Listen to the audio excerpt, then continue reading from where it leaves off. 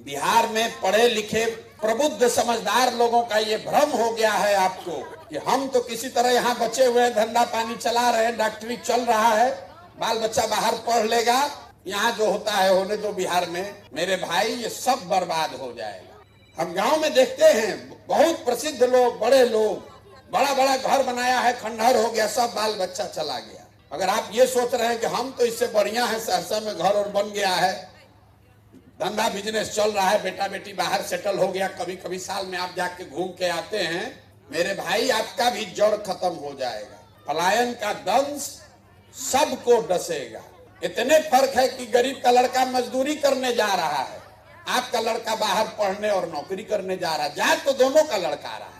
कोई ऐसा परिवार हमको नहीं मिलता है जहां माँ बाबूजी बाल बच्चा बेटा तीनों पीढ़ी एक साथ रह रहा है।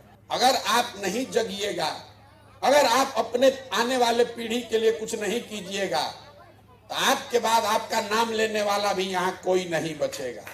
बंगलोर में और अमेरिका में, दिल्ली के किसी फ्लैट में बहुत बड़े आदमी है तो फार्म हाउस में आपका बच्चा रह सकता है, लेकिन आपका जो अभिमान है, आपकी जो जमीन है, आपका जो जड़ है वो नहीं बचेगा।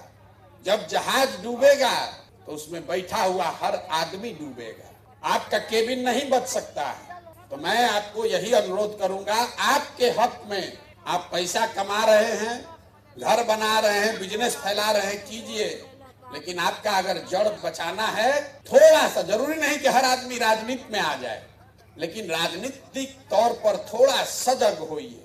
आंख बंद करके किसी का झंडा मत ढोइए, आंख बंद करके ड्राइंग रूम में बैठ के ये मत कहना शुरू कीजिए कि बिहार का तो कुछ नहीं हो सकता है। एक अच्छा आदमी हारता है तो हजारों अच्छे लोगों की ताकत, उसका विश्वास हिल जाता है कि भैया राजनीति हमारे लिए नहीं है। इसलिए कोई अच्छा आदमी खड़ा होता है तो आपकी इतनी जिम्मेवारी है, उसको एक ही वोट आपका है, कम से कम उस एक आदमी को तो वोट दीजिए।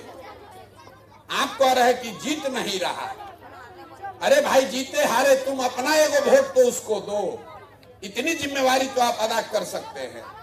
लेकिन आप भी सोच रहे कौन सरकार बनाएगा, हमारा वोट कहीं बर्बाद ना हो जाए। अगर हर आदमी यही सोचेगा कि कौन सरकार बनाएगा तो जितना लुटेरा लंपट है वही सरकार बना रहा है, उसी को आप वोट दीजिएगा। तो मेरा आपसे अनुरोध यही है कि अपने और अपने बच्चों के लिए सजग होइए और कम से कम कोई हिम्मत करके सरकार में, समाज में खड़ा हुआ है, आप उसको एक वोट से ही मदद कर सकते हैं, एक वोट से ही मदद कीजिए। पैसा आपका नहीं चाहिए किसी को, लेकिन कम से कम एक बार इतना तो कीजिए कि भाई हमारा एक वोट बर्बादे सही लेकिन इस आदमी को देंगे। आप गलत आदमी को मत सपोर्ट कीजिए, नहीं तो आज नहीं तो कल वो आपको नुकसान होगा।